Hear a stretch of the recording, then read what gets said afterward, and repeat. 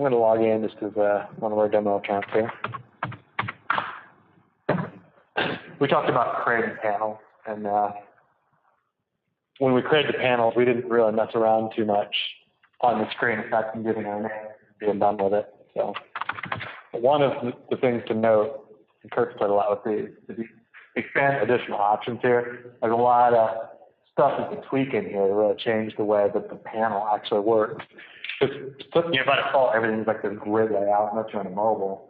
But sometimes you might not want that. If you just have a single bezel, it's probably better if I just fill the whole screen automatically. And that in particular is this guy right here, disable_grid_view. So let me just go ahead and check that and show you what this does, because it's kind of a nice option. So when you hit that, you create panel here. So I've got my test, but when I create my view, we're going to just call it whatever I want, and pick a bezel.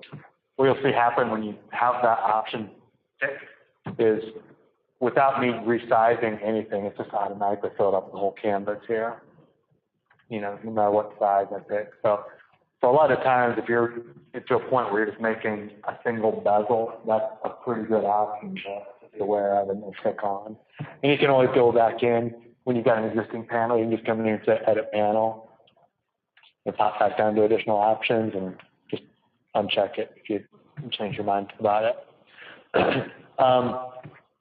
If you are using the grid view, so you have this unchecked, there's a lot of stuff you can tweak in here about like the size of the actual grid. How big is each unit of measure when you're like dragging the boxes around, when they kind of snap into place.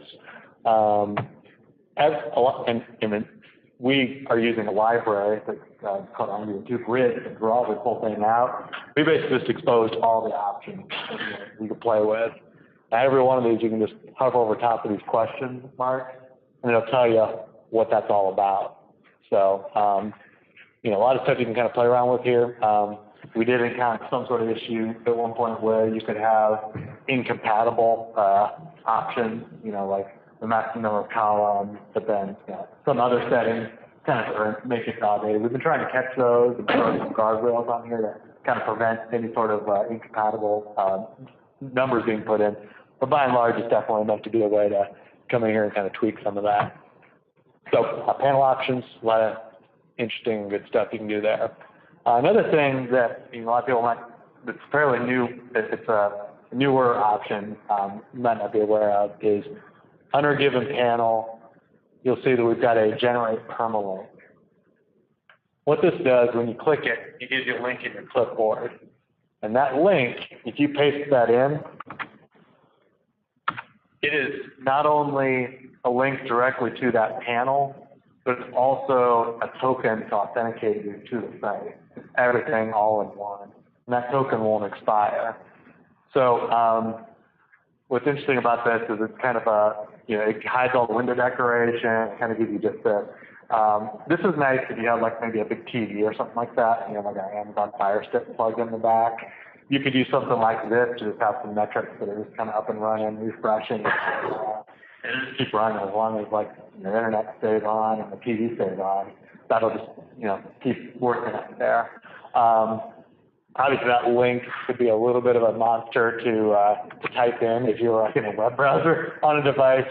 So, what a lot of folks do when they've got something like this is that there's a service called Bitly.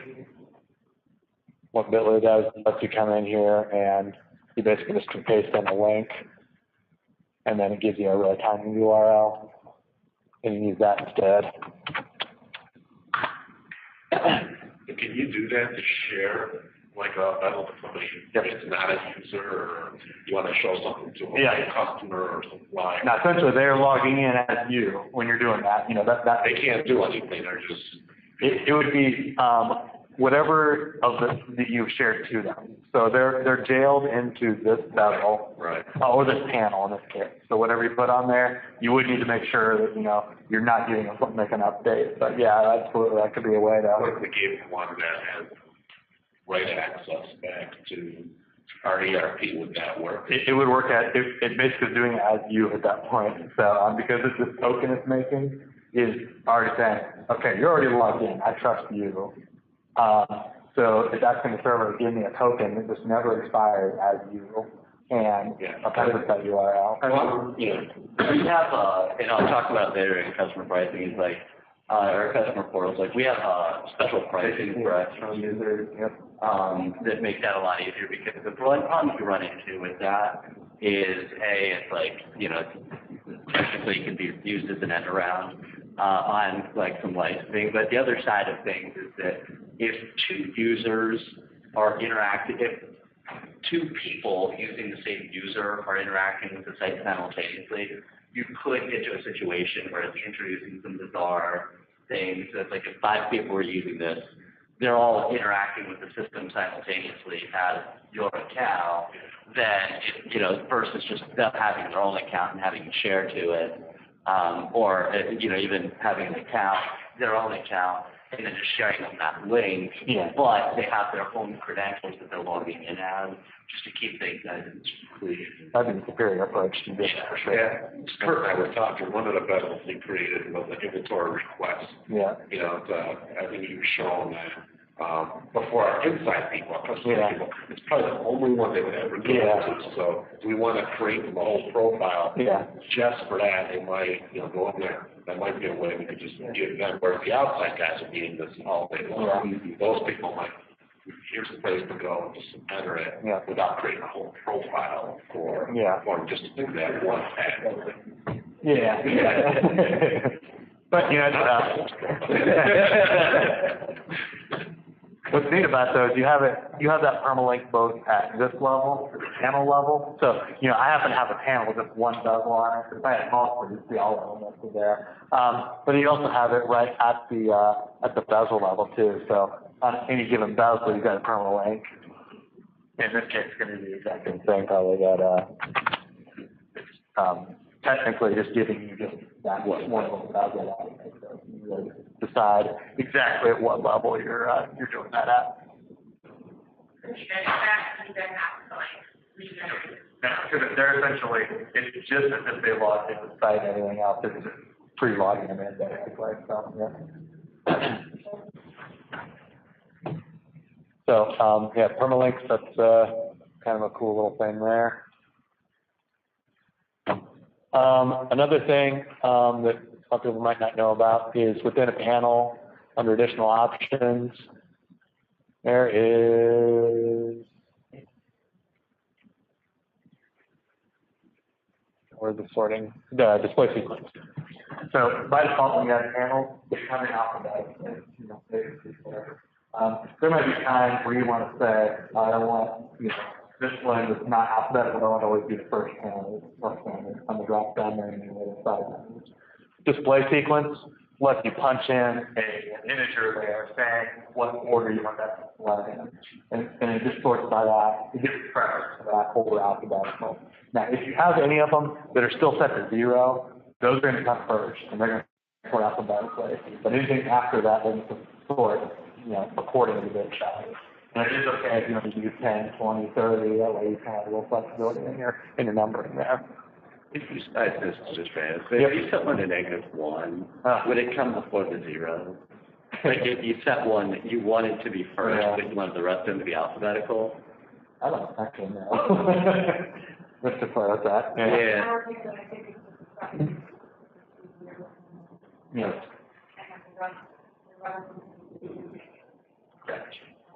Okay.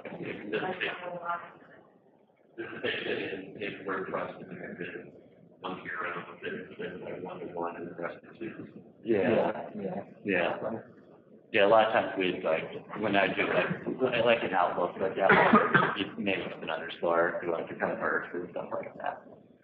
One thing on this, as I play around a lot, show at the bottom, just a lot of times, most people probably have big monitors that they're working on, and then when you take it to your laptop, sometimes they go all the way off the screen.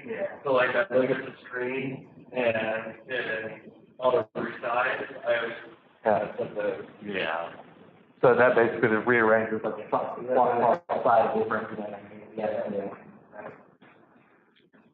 But a lot of things you'll see in the hover tip too. It's like that one says it can only work if the cascading is set up. So things like that, like we can't control probably the fact that you can create broken like panel configurations by doing some really crazy stuff, but the tooltips will help you know if like there's just something incompatible that won't work. And you just only figure out your settings. I mean, the default, you're not going to break the default, but if you're coming here with a toilet on my site, kind of need this, yeah, at least what it's doing. Another thing you can do, this is, so we didn't really get into too much to it, but, you know, so for any bezel you've got, before we create this simple chart, you can take and you can share a bezel using the share bezel link. That's also actually on where you're running the bezel from as well. So if I was actually on the panel and looking at it, it's also here, it's the same thing. That lets you take this bezel, share it to any other bezel user. And you're not sharing the data because we never store the data. You're sharing the UI of, you know, how it works and stuff like that. So they might get a shell with like their data in it, but you can share it to any user this way. We have some additional tools in corporate plan makes it a little easier, but even as individual users, it's an acceptable way to actually share bezel with somebody. And literally all I do is you hit share bezel, punch in an email address there, and they'll get an invite to add it to their account. What that does when you do this is you're not actually giving them a copy of the bezel. You're giving them permission to your instance of that bezel, essentially. And anytime you tweak it in any sort of capacity, whether it's JavaScript, HTML, you're immediately going to see that change. So this is a nice way of, like, if you're somebody maybe administering the bezels for your company, to just be aware of, like, better to, instead of importing and exporting all these bezels back and forth, anytime you change something, you gotta go to every, you know, account and update it. Just share it, and then you're good to go. Now the one, you know, pro and con of shared bezel is that whoever you share it to, they can not edit it in any way. We disable all abilities to edit. So if they can't monkey around with it, which is a good thing, it's kind of going to go monkey around with it. That's you know, you're going to go the other way of doing it. So sharing a bezel, you know, that's pretty straightforward. And after you share it, we talked about earlier that you know, you have my bezel, the bezels you as a user have created. Shared bezels is where they show up if you've accepted a share a bezel from somebody. It would show up on the list here. You click it and add it to your screen. And so that the inverse of that is if you actually want to just give somebody a copy of the bezel that they could play around with, that's when you can pick it and you hit export bezel link. This turns the bezel into a text file, basically. And if you actually have a better text header than Notepad, there are like nice characters like that in here. You can somewhat kind of tell what's going on in there. But after you have this text file, anybody could go into the create bezel and then go to import and pick that text file now. And what it'll do is, now I'm going to have two of them because I just imported it again. So that's a way, and especially if, like, as users, you might want to share things back and forth that you've got created. That's a good way to do that. You know, put a share bezel, which you know, whoever you're sharing with would to work with it. This way they can't. They get a perfect copy, they won't get it exactly, whatever. In addition to one-off bezel sharing, we also have full panel sharing now too. So if I was, let's say I had this test panel, and, you know, let's just pretend I have a lot of stuff kind of laid out on here, I had all my settings just right. I don't have one on here, so it's not quite as big of a use case. But under the drop-down, there's an export panel option. What this does is it takes the entire panel and all the bezels and dumps it into a 1 mega file, basically. So it's kind of being everything all in one file, basically.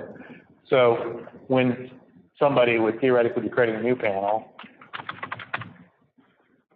instead of just hitting create panel and being done with it, down here where it says import panel, you can actually pick. Actually, I guess the name doesn't run matter so much then. It actually took the name, you know what the previous was there. So it brings in kind of, it brought in everything. when the settings for here where it's able to grid off of that. So it named panel, whatever. It took that, right? Yeah. You could rename it, now that it's in here, you can come in and change it, but yeah, it didn't matter what I called it, yeah, when it looks at that. Which is nice if you're doing the panel navigation, so if you're importing panels, they're gonna be consistent to what you were doing. Yeah. Is that a shared Bezl line, or is that, it's an export? Whenever you do an export panel, it's there on the tablet, that's right. Yeah. But it's, not yet. Right now, we have the ability to share Bezl, not panels. So a lot of times that's kind of where we're, you know, with a lot of our customers, when we're working with them, what we're doing, that's when we'll ask you, like, hey, we'll do it for us. Basically, we have a database layer, essentially. We do a lot of that out and kind of take care of it. We're working on the tools that kind of on the roadmap side of it. What our ultimate intent with all this is that, you know, I'm not a corporate account here, but on a corporate account, right now you create all the users, but that's it. We're going to have you create groups as well. And for those groups, you'll create panels, and those will automatically just be shared to everybody in that group. That's yeah. Pretty much one with everybody has. Yeah. I think, you know, right now it'd be a little bit of a process of we'll basically have to help you manually get the same panel created for all of them. They have shared bezels on all of them, so we wouldn't have to, you know, monkey around with that. Yeah, it would. That'd be a short run for now. Exactly. Maybe you should run it through that to 33 or something like that to do on that bit of the URL, like kind of combine with that. We are working on one of our own artifacts to automatically do the bitlet API, so we're automatically putting out URLs that are short like that before it matches the next step.